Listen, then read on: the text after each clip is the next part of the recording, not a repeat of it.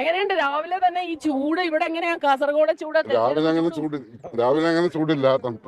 വലിയ ചൂട് വരുന്നതിന് മുമ്പാണ് ഇപ്പൊ ഇത് നടക്കുന്നത്. അപ്പോൾ ഇത്തവണ എന്തൊക്കെയാണ് ജനങ്ങൾക്ക് മുന്നിലേക്ക് വയ്ക്കുന്നത്? ജനങ്ങൾക്ക് മുമ്പിലേക്ക് വെക്കാൻ അടിസ്ഥാന സൗകര്യങ്ങൾ വികസിപ്പിക്കേണ്ടതാണ് ഏറ്റവും മുഖ്യമായ ഒരു പ്രശ്നം എന്ന് ഞാൻ മനസ്സിലാക്കുന്നത്. MLA ചെയ്തു വെച്ച പല പ്രവർത്തികളും പൂർത്തീകരിക്കാനുണ്ട്. അതിപ്പോ രണ്ടുപേരും ഉണ്ടെന്നുള്ള അതും ഒരു അപൂർവമായി, നമ്മൾ ഇതുവരെ അങ്ങനെ ഒന്നും കിട്ടിയിട്ടില്ല. സിറ്റിംഗ് MLAയും സ്ഥാനാർത്ഥിയും ഒരുമിച്ച് നിൽക്കുന്ന ഒരു. അപ്പോൾ എന്താണ് ഇപ്പോൾ പുതിയ ആളോട് പറയാനുള്ളത്? ഞാൻ പൂർത്തിയാക്കാതെ പോയി, എനിക്ക് പൂർത്തിയാക്കാൻ കഴിയാതെ പോയ ചില കാര്യങ്ങൾ പൂർത്തിയാക്കണം, അല്ലെങ്കിൽ ഏറ്റവും ആദ്യം അല്ലെങ്കിൽ പ്രയോറിറ്റി നൽകേണ്ടുന്നത് എന്ത്, അങ്ങനെ പറയാനുള്ളത് എന്താണ്? ഒന്നിച്ചുള്ള കാഴ്ച അപൂർവമാണ് നിങ്ങൾ പറഞ്ഞല്ലോ. അപ്പൊ അപൂർവതകളുടെ നാടാണ് കാസർഗോഡ്, സവിശേഷതകളുടെ നാടാണ് കാസർഗോഡ്. ആ മണ്ഡലത്തിൽ ഇതുവരെയായി ഞങ്ങളൊക്കെ തുടങ്ങി വെച്ച കാര്യങ്ങൾ പൂർത്തീകരിക്കാനും അദ്ദേഹത്തിന് കഴിവുണ്ട് എന്ന കാര്യത്തിൽ ഒരു സംശയം. സ്ഥാനാർത്ഥിയിലേക്ക് തന്നെ പോകാം. സ്ഥാനാർത്ഥിക്ക് ഇച്ചിരി പൊക്കം കൂടുതലാട്ടോ. ഏറ്റവും ആദ്യം എന്താണ് ഒരു വികസനം എന്ന രീതിയിൽ? ഒരു വികസനം നാട്ടിൽ വരണമെന്നുണ്ടെങ്കിൽ നാട്ടിൽ സമാധാനം ഉണ്ടാവും.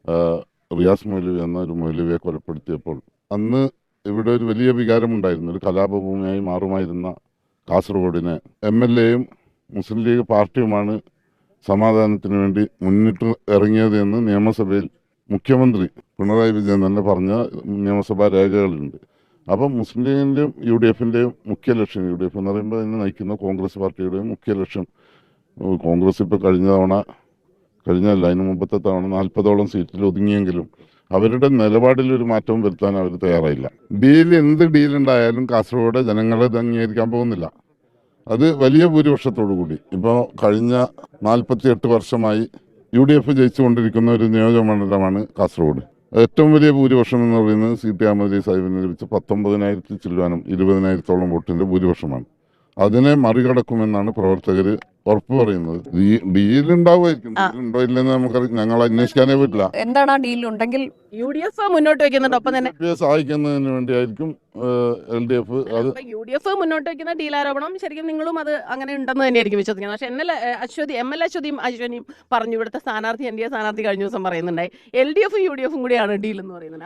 അത് കണ്ടാലറിയല്ലോ. ഇപ്പം എല്ലാവർക്കും ഒരു പൊതു സ്വതന്ത്രനെ നിർത്തുന്നത് മഞ്ചേശ്വരത്ത് SDPI സഖ്യം ചെയ്തുകൊണ്ട് SDPI നേതാക്കളാണ് ആദ്യം പറഞ്ഞത്.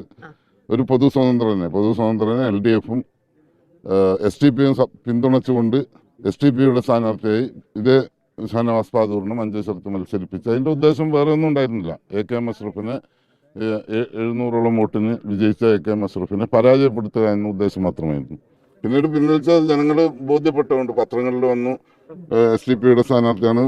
അപ്പോൾ ഇത് കാസർഗോഡും അതുപോലെ ഒരു ഡീല് നടത്തിയത് അതേ സ്ഥാനാർത്ഥിയാണ് കാസർഗോഡ് വരുന്നത്.